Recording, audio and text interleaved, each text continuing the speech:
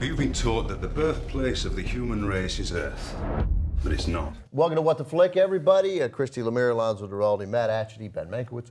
So Jupiter ascending, I didn't see it, and there is I sense a great debate coming. Who's describing it? Me. Okay, so the Wachowskis are back, and this time, wow. It's okay. So Mila Kunis stars as a Russian emigre who finds out that she is actually a genetic match for the woman who owns the universe. And so that means some aliens want to kill her and other aliens want to rescue her. And she gets caught up in a crazy battle of the heirs and is helped out by part dog Channing Tatum. Because why not? Take a look. Do you know what this will do to people when they find out the truth? I don't think that most people would want to know the truth. I do. Your planet was seeded by brass axe industries roughly 100,000 years ago.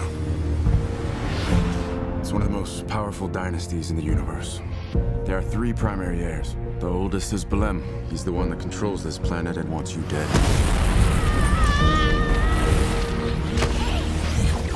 I'm telling you, I'm nobody. You are royalty. What about the girl? Still alive. Bring her to me.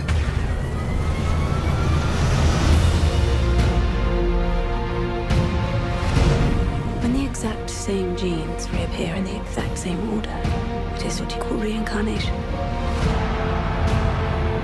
Her Majesty's life is going to change if she wants it to. I'm still the same me. Right now, Belem owns the title to Earth. Once you claim it, the Earth will belong to you. Have you ever seen a harvest? Never. But I've heard they feel no pain.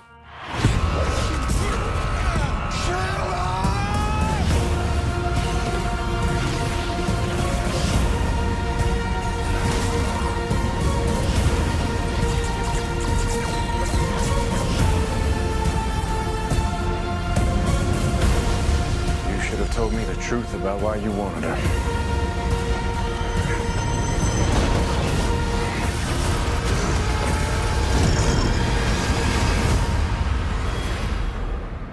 This movie is hilarious, and I'm not sure it means to be. I had a great time, and that's all I have to take away from it. I can't defend this movie. It's ridiculous and bananas, and I will admit that, you know, Mila Kunis does not get a lot of agency. She spends most of the movie falling off things and getting rescued. Being rescued by flying Channing Tatum. Yes, but she does get to wear a big crazy headdress, and I love any movie where people get to wear big crazy headdresses. The costume design is pretty exquisite. I gotta say, she wears some gorgeous dresses. Yes. That I will say. And everything that Eddie Redmayne wears looks like it was from the last Shirley Bassey tour.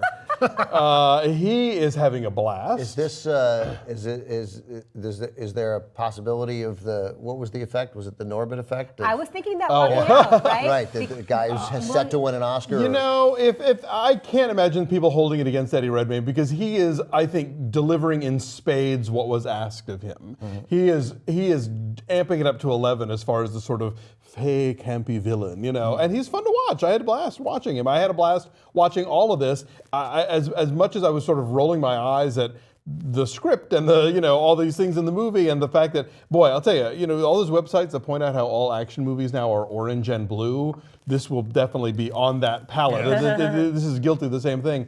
But I was grinning like an idiot for most of the whole thing. There's a big alien dogfight over downtown Chicago. There's this thing not where... with airplanes, dogs. No. Flying dogs. There is a dog in one of the That's planes. true. Yeah, these alien crafts zipping around. There's, at one point, Channing Tatum and Sean Bean, who's part B, fight their way through this like phalanx of metal things. I don't even know what the hell was going on. I had a great time. Is he part B because his name is Stinger, or because he has bees at his house? I didn't Both. get that he was part B. I never got that. They mention in passing that he's part B. Okay. Again, yeah, he's got bees all over his house, and his name is Stinger. His Stinger apiary or something like that. Like they really drive it home. So the thing with the big chase scene in downtown Chicago is a blast, and it's thrilling and worth the 3D. Fun. That part was fun, but so much of this is so complicated. There's massive exposition, and yet it's totally convoluted, and I was still confused. Go ahead. Okay, so if you combine the Chronicles of Riddick and the Princess Diaries, this is what you end up with. At last. Two great tastes. Taste great together. This movie is a mess, and not in a good way. I'm actually not even that impressed with the dogfight scene in Chicago. I think that that's hard to follow.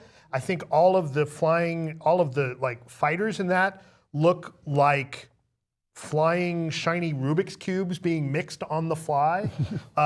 It's, after the second time that we see Mila Kunis get rescued on the flying skates by Channing Tatum, I didn't need to see it a third time.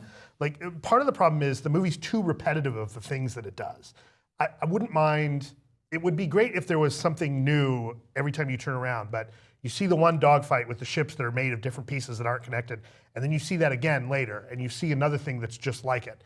You see that, again, something will happen to Mila Kunis, and everything's about to go bad, and right at the last second, Channing Tatum swoops in on his space skates, and that might be interesting once, but we see that 2 or 3 times.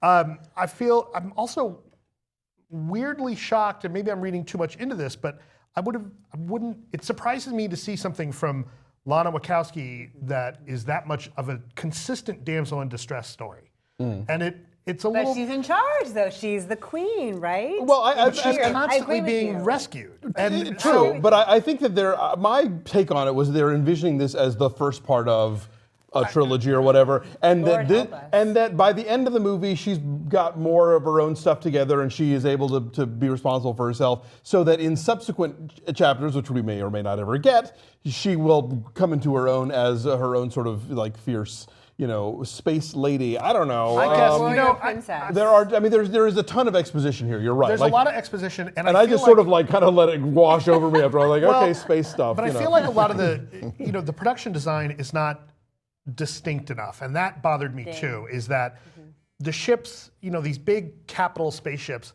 all ultimately kind of look a little too similar. And unlike something like Star Wars, where you can tell who's on which side by the design of the ships, or even a Star Trek, or we've seen, maybe I'm speaking too much as somebody who's watched way too much space opera, but there's something to be said for ship design giving the viewer clues as to what's at stake. Sure.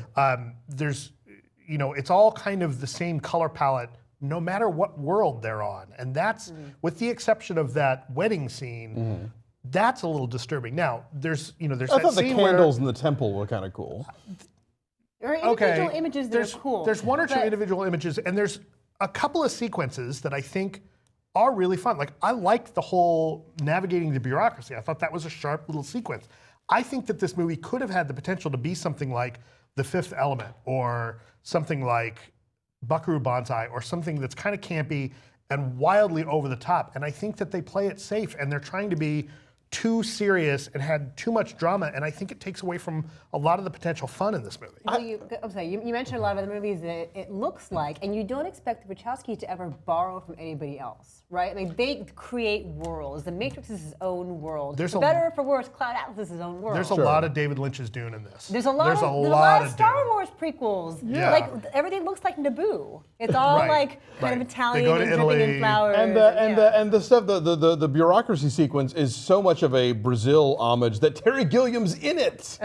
He plays a role. And that was actually my least favorite part, because I kind of feel like it was sort of like how my least favorite part of Cloud Atlas was the modern section, which is where the author gets put into the booby hatch, not by his own desiring, and it just got all Benny Hill with the breaking out.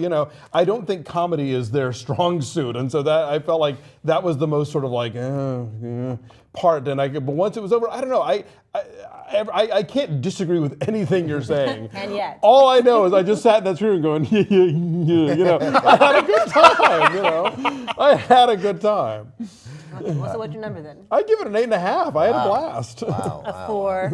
I give it a 3.